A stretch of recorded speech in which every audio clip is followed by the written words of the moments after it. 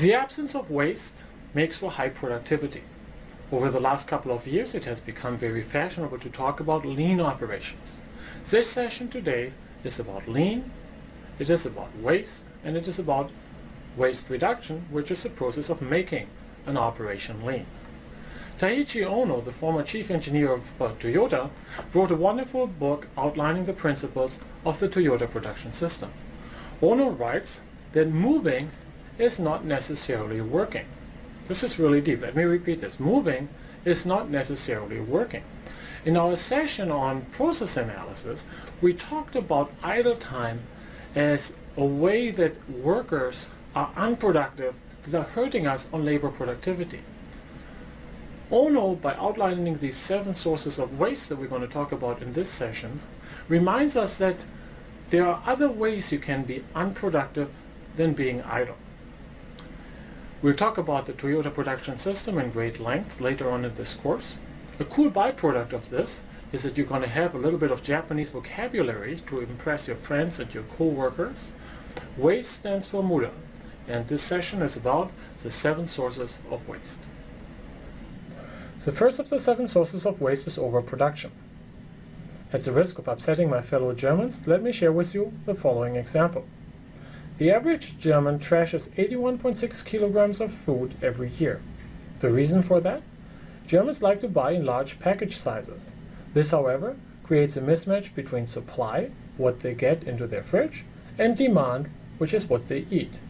This is inventory, which we know is bad just from a working capital perspective of the households, but since inventory can also get obsolete, leads to the described problem.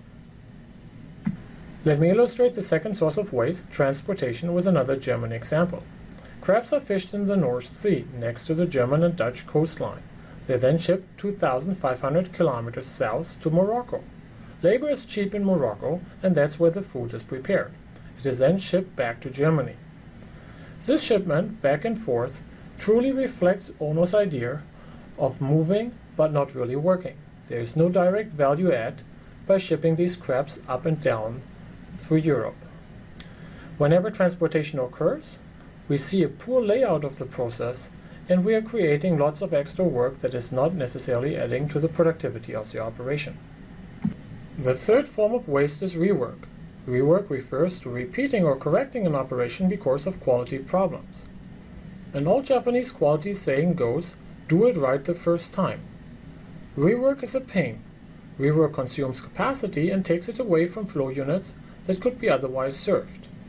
Rework is by no means limited to the world of manufacturing.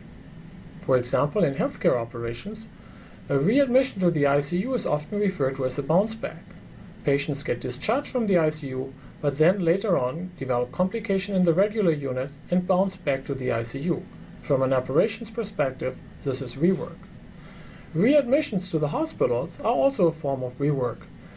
Dealing with readmissions has been a major component of the Affordable Care Act and has become a big theme these days in the healthcare operations community. Let me illustrate the fourth source of waste, overprocessing, with another healthcare example.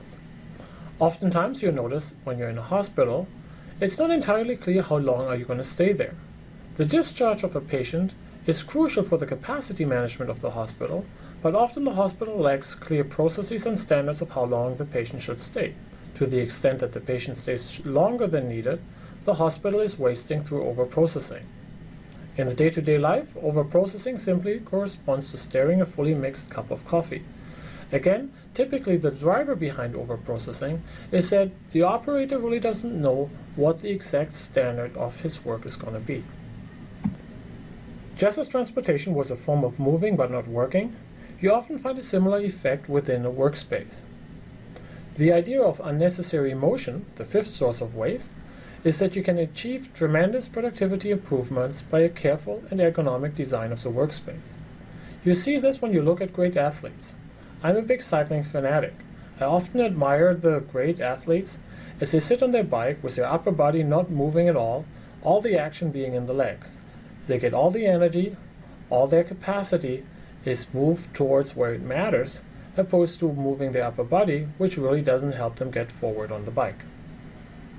The sixth source of waste is inventory. Ono viewed this as the biggest waste of all. His view was product has to flow like water. Wherever there is inventory piling up, we have a mismatch between supply and demand. For physical products, inventory takes the form of raw materials, work in process inventory, or finished products. This type of inventory is bad because it costs us money. Remember our discussion on the inventory turns. But it is also bad because it requires storage space. Inventory, as we previously discussed, is by no means limited to the world of manufacturing. Loan applications in a bank might not require a lot of real estate, but certainly an expensive form of inventory because they lead to customer wait time, which is the seventh source of waste. Waiting, the seventh and final source of waste, is often a direct consequence of inventory. This is a situation where a flow unit is waiting for a resource. However, notice that also the opposite can happen. The resource can wait for the flow unit. In this case, waiting takes the form of idle time, something that we have discussed at great length earlier on in the process analysis module. The impact of Ono's work and the success of the Toyota production system was long ignored in the Western world. It took until the 1980s and a team of researchers of the International Motor Vehicle Program around Jim Womack to demonstrate the real power of the Toyota production system. The researchers went out through the world and benchmarked the productivity of automotive plants. In this table here, you see a comparison between a GM plant of the 1980s and a Toyota plant. The table compares a couple of dimensions. Gross assembly hours per car captures the labor content that we've introduced previously. You notice that the Toyota employee takes only about half of the time to put a vehicle together. Assembly defects per 100 cars captures how many rework needs there are at the end of the line. You notice again a factor of 3 difference in productivity. Similar patterns exist for the real estate requirements, and then most significantly in terms of the inventory. While GM at the time took 2 weeks of inventory, the Toyota employees only required 2 hours of inventory sit at their assembly line. So these were the 7 sources of waste. You notice that the first 5 sources, overproduction, transportation, rework, overprocessing, and unnecessary emotions, in many ways were resource-centric. They looked at the worker and asked, what did the worker do in the last hour? Pointing out that not everything that the worker does is actually value add. An experienced management consultant has once told me the following trick. When you go through the process, when you visit a restaurant, a manufacturing plant, just stand still, then you turn around for about 360 degrees and you count the workers that you see as you're doing this. Count those that are directly adding value to the customer and count those that are idle or that are engaged in rework, transportation motions, or other things that are waste. This gives you very quickly and very casually a sense of how much wastage is in the process. Now a word of caution. Arguably, this is not how you're going to make yourself popular at work, so just don't stand there turning around and coming up with wise thoughts. But I think you will agree with me that lots of the things that we do at work is not necessarily adding value to the customer. As Ono put it, moving is not necessarily working. The last 2 sources of waste, inventory and waiting, are really the 2 sides of the same coin. This is just a reflection of Little's law. They look at waste from the customers, from the flow unit's perspective, pointing out that most of the time we just sit in the process without getting any value for it. Now, people often refer to an 8th source of waste. This is a waste of intellect.